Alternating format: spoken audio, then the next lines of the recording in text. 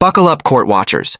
This is the explosive case of Mr. Terrell, a young man battling addiction, mental health demons like ADHD and Tourette's, and now caught red-handed trying to cheat a drug test with a Whizzinator right in the courtroom. We're diving into Judge Cedric Simpson's no-nonsense world where parents plead for mercy, bonds get revoked, and accountability hits hard. Will family love save him or dig a deeper hole? Teasing massive twists, failed rehabs, felony ties, and a desperate bid for treatment. You won't believe how this unravels. Stay locked in for the drama.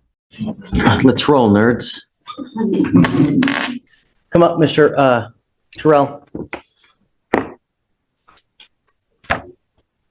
You are... His parents, William Tyrell. His dad, oh, sorry. And this is his mom, Rosanna Tyrell. Are you familiar with what he did today? We're familiar with what they said. We don't agree that that's right. We also agree that he's being held accountable for things that aren't really applicable in this case. You know, and I'm asking him not to use drugs or alcohol. I know. That's all I'm asking him to do. And he's constantly testing positive, and now he's taking a Whizzinator into the room. Well, it's wrong. So we don't He want. can be charged criminally for that. That's an offense in and of itself. Falsifying your drug test, it's a Class B misdemeanor. You're facing another 6 months in jail and or a $2,000 fine.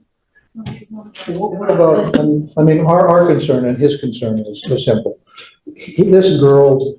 I'm not, I know. no, we're not talking about the case. We're talking, What is the case? no, we're talking about the ability to remain clean and sober, first and foremost. We're not even talking about the case at this point. We're only talking about remaining clean and sober. He's repeatedly been unable to do that. And now he's trying to fool us. Well, he has an issue that we know. May I You say know. something on?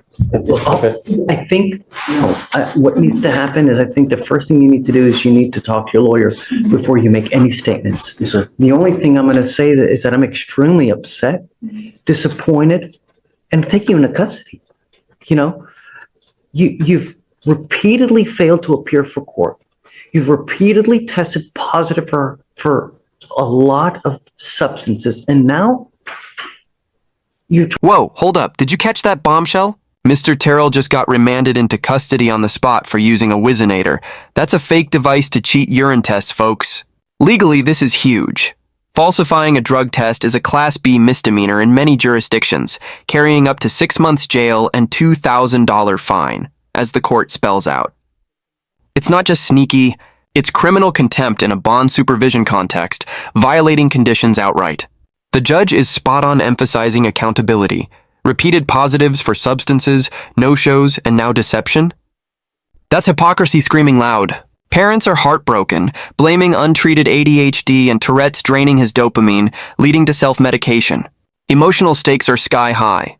Dad's love might enable, but is tough love the fix? What do you think? Should mental health trump punishment here, or is this rock bottom needed? Would you bail out family in this mess? This drama's heating up, transitioning to treatment talks next. Stick around. We sent them the documentation. They told us every day they were getting the medication they ever did. Never did. Until they finally refused to answer my phone calls because I kept calling him up what he needs to be on. I said, this ADHD medicine robs him of his chemicals and his dopamine chemicals in his brain. And he goes, he uses drugs to put them back. And I said, the Tourette's makes him not make good decisions. It's not a good combination. And they said, yes, that's the case in almost many drug addicts with ADHD. And they wouldn't fix it, right? And so I got pretty upset with him because he got out and he had a pill bottle that he got the day he got out. They had never given him any pills the entire time he was there for this thing. So I agree that it's a bad problem and a wrong problem, but I also agree it's not entirely his fault. I mean, I'd like to beat this on the end, but that doesn't work. And it pains me because I think that as a father and as a mother, due to love, a lot of times, you know, and I don't know necessarily you, but people tend to kind of shut their eyes and become naive to the fact that they're using, be that as it may, he's trying to fool us, and it's unacceptable, and there has to be accountability for it. I can't just let him go. when you're using a Whizzinator to try to fool us. It's unacceptable, and there has to be accountability. And the problem is that I think that what we need to do now is have him evaluated by our clinicians to see how we go forward. Okay. So what I'd like to do is, while he's in custody now, I can have it done in a very expedited manner. I can have it done within, today's what, Tuesday? We can hopefully have a report back by Friday to see, at the latest Monday, to see how we go forward. Our clinicians can talk to him, and if he's honest, figure a way to go about doing this. And I'm going to tell you now, while I have him here, I can pay everything for you, so you don't have to pay for a dime. If you're on the outside, though, I can't pay for it. We can forward you doctor's records and things like that. My only concern and the only thing I want now is our clinicians to be able to speak to him to see where we go forward. Mr. Terrell, I'm going to have you what's called TRAS to see, it's an evaluation to see where we go from here. If we get this TRAS back and it tells me that your little bunny's jumping in the woods and that there's no problems, then I know that you weren't honest, and I'm going to make you go do it right back again. And we're going to continue to do it until you're honest. But, you can lie to me, but you can't lie to yourself. You can't be like this forever. At some point, you're going to be a habitual and you're looking at 25 to life. I But forgot thank you what for it- your patience. Thank you for your patience, but You don't have to. And I'm really, truly sorry he that did man up and come in. He wasn't going to. We had to fight with him and beg with him. He didn't. to come in.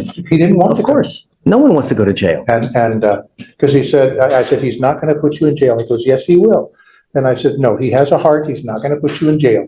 He knows that you have a problem. The problem is the issue, stopping the thing that's causing this is the Is issue. your last name Mr. Terrell? Yes. We've tried that. I gave him to you. But he didn't, we tried it, but like I said, the underlying cause, which we've only just recently found, or They've found that never it may be, treated the they've never symptoms. treated. I understand. And I so here understand. he's untreated and still being treated like it's a normal case, and it's not really.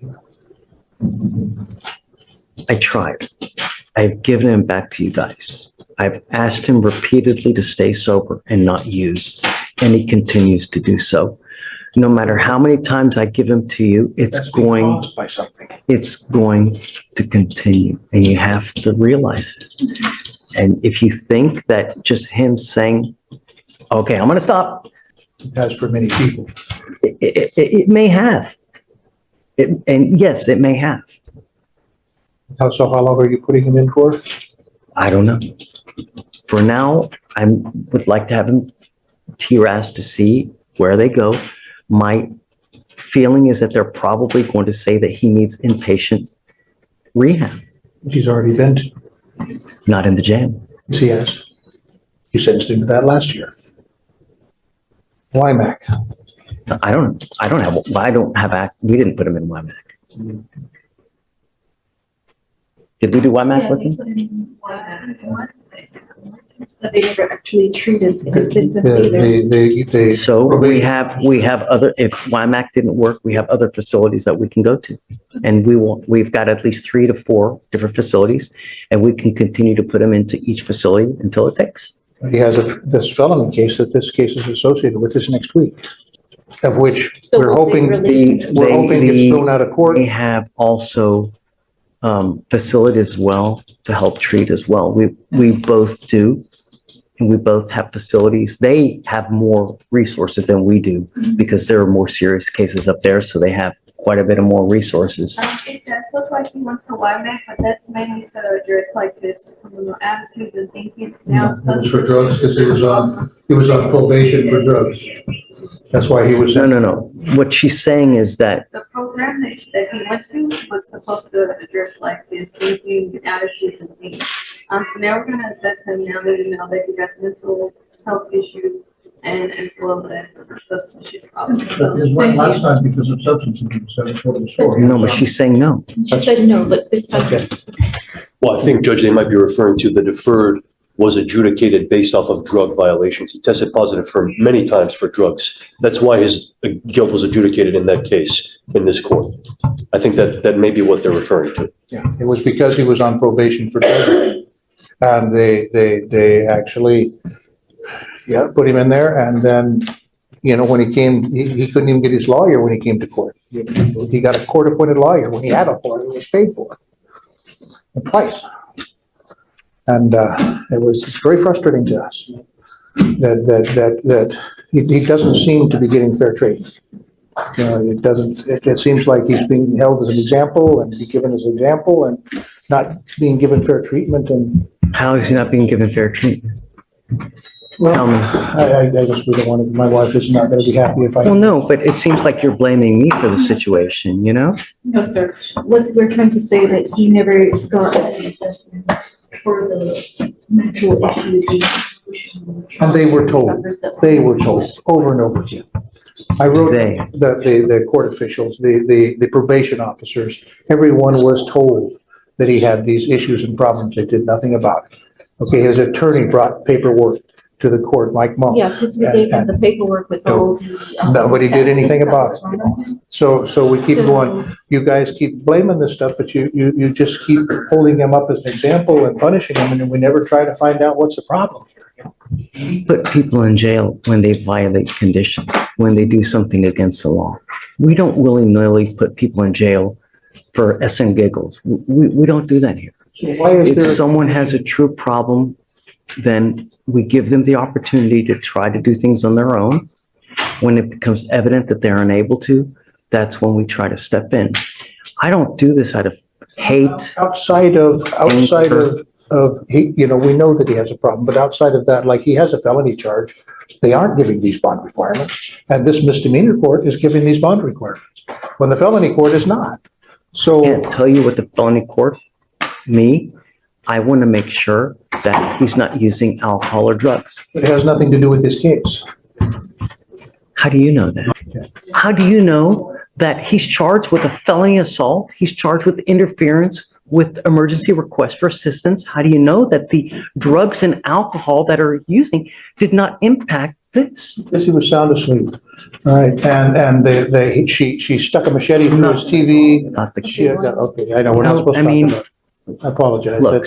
That just feels very wrong. I know that you see through the eyes of a loving father, and I'm not going to fault you for that. I get it. And I understand that. And I'm sorry. I really am. But I think that the best thing for him now is in a facility that he doesn't have access to drugs or alcohol. And I'm trying to do my best to keep him clean and sober. He tried to fool us now. Intense escalation alert. The judge just revoked Mr. Terrell's bond, setting it at $20,000 cash surety, meaning immediate custody to ensure no more running or using. This stems directly from bond conditions violated: no drugs, alcohol, mandatory testing. Legally, revocation is standard for non-compliance, preventing flight risk or new crimes, and ties into his felony interference charge. Could substances have fueled that machete incident? Parents push back hard, highlighting ignored mental health docs and unfair treatment. But judge counters.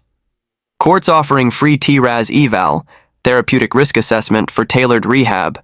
Inpatient or outpatient paid by the system in custody. Drama peaks with families' frustration versus systems resources, hypocrisy in enabling versus enforcing. Who's right here, punish or treat first? This pivot to eval sets up potential turnaround, but failure means escalating bonds and habitual offender status, 25 to life looming. The first thing we have to do is we have to evaluate to see which one is the best one. They have mental health caseloads. They have the first thing that needs to happen is we have to have him evaluate, speak to a clinician. They can tell us which the best path to go forward. They may say he needs intensive outpatient treatment. They may say he needs SADP, which is an inpatient facility. I don't know until we have him evaluated.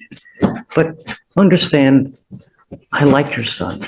I want the best for him.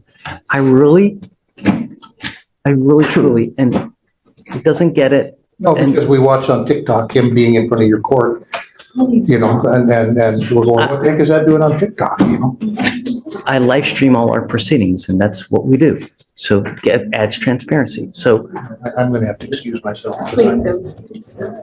You're not making it. I'm not helping, I know. look, you're not making us mad. And I understand how you feel and I get the loving father. I would be in the same position as you.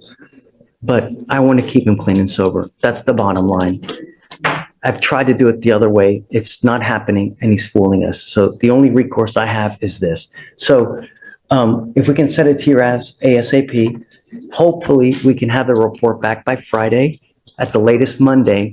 They will tell us which is the correct course to go. And then we can all sit and talk and decide what to do.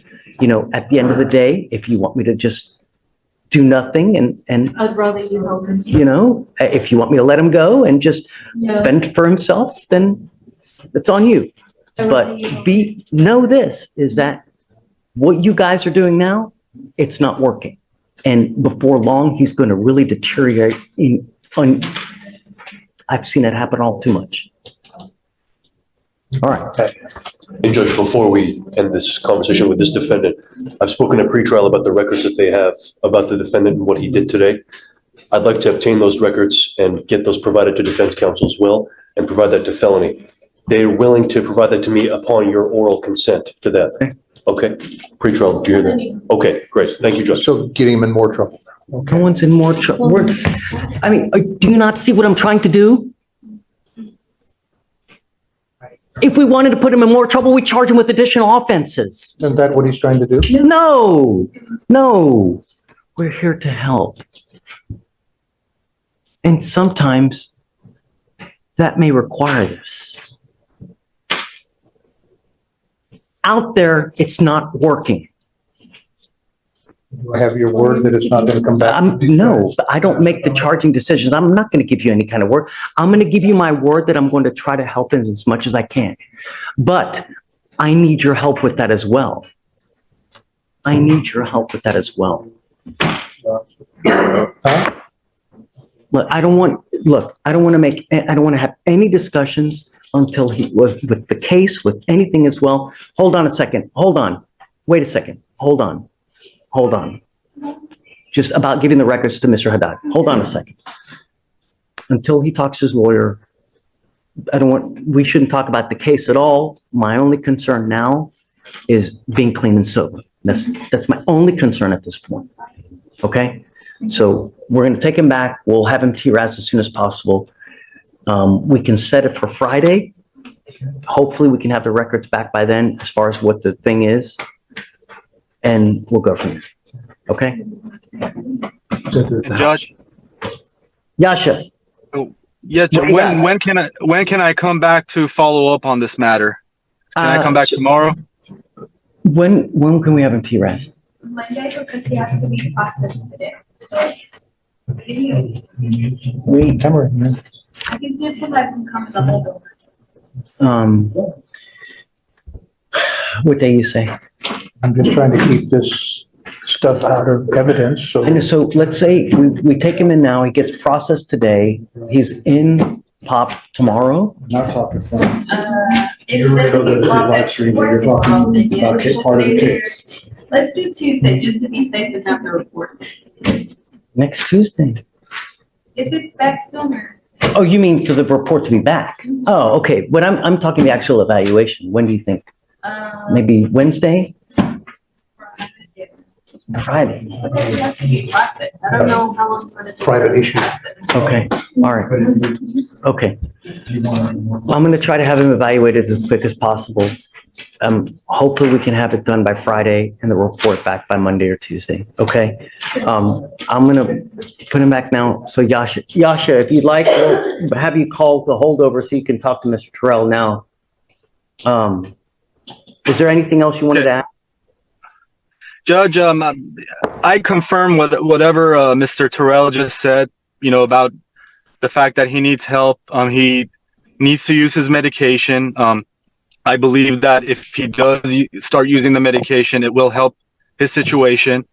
I don't think jail time or incarceration is the solution. I really think that he needs help with his medication and some sort of rehab to get out of the situation he is in right now. I am actively working on both cases, the misdemeanor and the felony. I have provided some evidence to the felony prosecutors about the situation, and I'll keep checking back with them. If I have to go every day, I will. Okay, and I trust that you will, Yasha, but unfortunately, due to him bringing a Whizzinator into the drug testing room to try to, fool us, it's unacceptable. And I'm going to revoke his bond because of it. We're going to keep him. We'll try to have him, TRAS as quick as possible to see how we go forward. Yes, and let's get him TRAS, and then I will look at the report, and I will discuss it with him and his family, okay? Look, at a minimum, the TRAS will tell us which way they believe is the best course of action. I will leave it to you guys to decide whether you want to do it or not. If you don't want to do it, if you just want to, let him out and fend for himself, it's up to you guys. I will offer my services to you for free. If you want it, it's available to you. If you don't want it, then it's on you guys. Okay? You need to pay bills. Let's not talk about everything now. Let's just see for me. Judge, did you say? Well, hold on. Yes, Yes, I sir. want to know what, Yes, Judge. do you want everything? Is Yes, it, Judge. why do you want all that? So, Judge, that's, To further charge?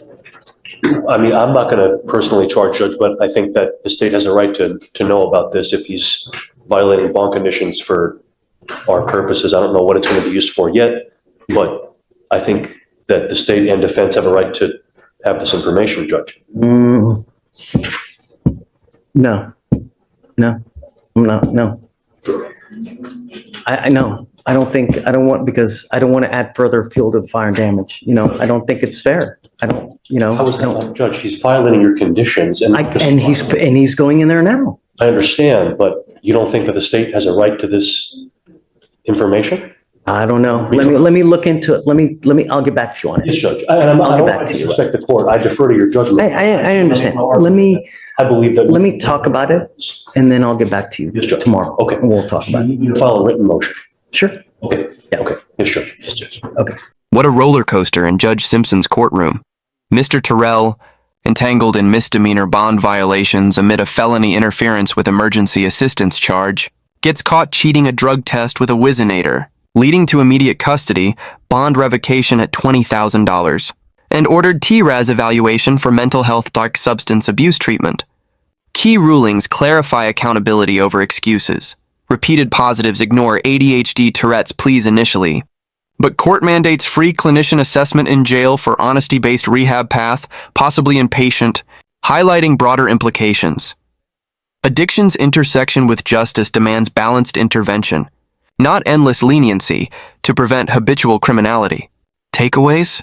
Mental health awareness in courts is rising, but deception erodes trust. Family advocacy humanizes, yet systems prioritize public safety. If you found this case as shocking as we did, make sure to hit that like button, share your thoughts in the comments, and don't forget to subscribe for more jaw-dropping courtroom breakdowns.